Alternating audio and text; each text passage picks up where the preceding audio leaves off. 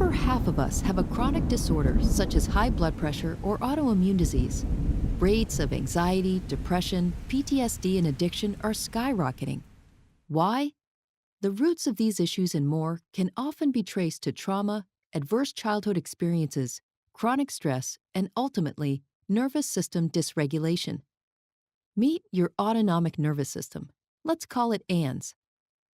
ANS takes care of a lot of your automatic functions, like your heartbeat, digestion, and body temperature. ANS also manages your survival and stress response, working to keep you alive when your life is in danger. ANS functions as our built-in detection system, constantly scanning our environment for cues of safety and cues of danger. As ANS scans the environment, it has three general responses or states. Safe.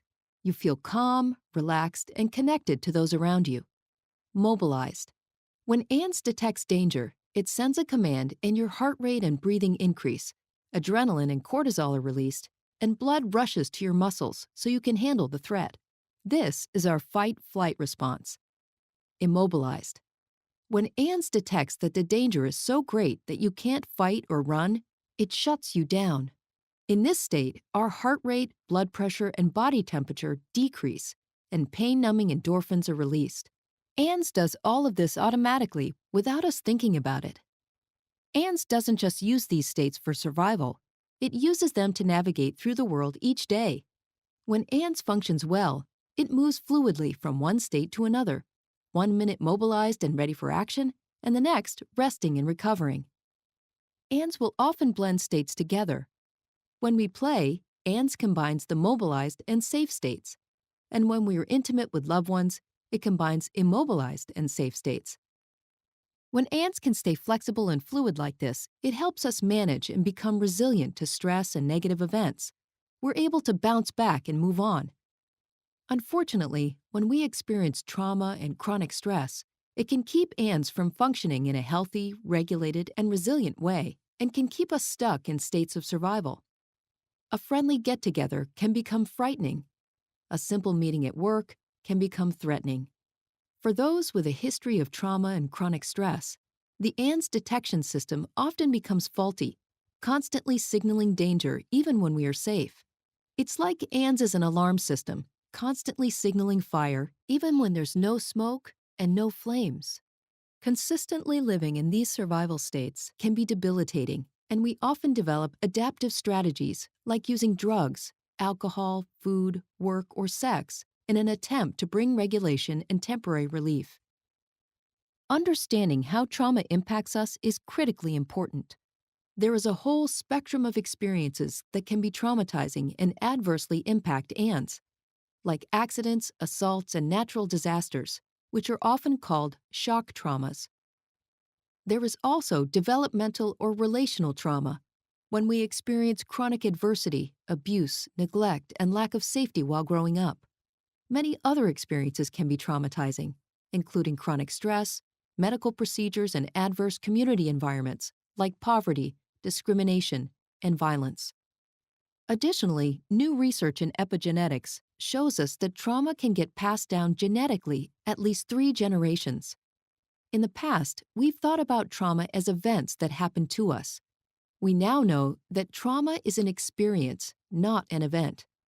It's what happens inside of us as a result of what happens to us. It's our response to the event rather than the event itself. Over 20 years ago, Kaiser and the CDC launched a groundbreaking study of over 17,000 patients that showed a direct link between adverse childhood experiences, or ACEs, and long-term health and wellness. In the study, 2/3 of participants reported at least one ACE. Over 20% reported 3 or more. When participants reported 4 or more ACEs, this corresponded to an increased chance for heart disease, cancer, drug abuse, and more. With 6 or more ACEs, life expectancy decreases by almost 20 years. We are learning that many physical and emotional symptoms may emerge from a chronically dysregulated ANS. When ANS gets stuck in survival states, our biology shifts its focus from the tasks that keep us healthy, happy, and thriving to surviving the immediate perceived threat. Many conditions and symptoms that are chronic and difficult to diagnose and treat can be attributed to a dysfunctional ANS. Our childhood experiences can also keep us from connecting with others. This is vitally important because as children, our number one survival priority is to attach to caregivers. When the people responsible for our safety aren't safe, and we are living in chronic states of unsafety, ANS doesn't get wired right. The part of ANS that judges what is safe and what is not becomes faulty. If intimacy and connection were unsafe as a child, as adults, we'll often unconsciously reject attempts from friends and partners to connect. Even though intimacy and connection is what we want, ANS feels it's unsafe and won't allow it. Trauma compromises our ability to engage with others, replacing the need for connection with the need for protection. When there has been trauma, ANS can no longer differentiate between our unsafe past and our now safe present. ANS can't turn off the need to protect, even though we are now safe. So what can we do when ANS becomes dysregulated? How do we recover from trauma and develop a healthy, regulated, resilient nervous system? Fortunately, we can retrain ANS to feel safe again. This is best done with the help of others. Each one of us has an ANS, and our ANS is constantly communicating with and attuning to the states of others. We autonomically mirror the states of those around us. This is called co-regulating. We see it in herd behavior. If one animal senses danger, the entire group becomes more alert, increasing their chances of survival. We're exactly the same. When we're with others who are stressed, angry, or depressed, it makes us feel worse. When we're with others who are calm and happy, it makes us feel better. Connecting with others who are safe, attuned, and present is the best way to restore a healthy ANS. For those struggling to recover from the impacts of trauma, there is an emerging field of innovative clinical therapies that have been developed to reestablish safety and regulation to ANS. We're also learning that many of the activities we intuitively know make us feel better, like spending time in nature, practicing yoga, dancing, helping others, and more, can help ANS become more regulated and resilient. Healing from trauma and finding release from being stuck living in survival states comes as ANS becomes regulated, increases its capacity for resilience, and regains its flexibility. It's not about being calm all the time or mobilized all the time. It's about having a flexible and resilient nervous system that can accurately assess safety and danger and responds appropriately. We're truly resilient when we can fluidly move from one state to another. For those living with the impacts of trauma and chronic stress, becoming unstuck is like beginning a new life.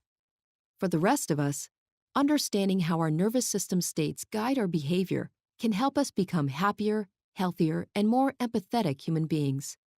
Collectively, we have an epidemic of social issues that are rooted in trauma.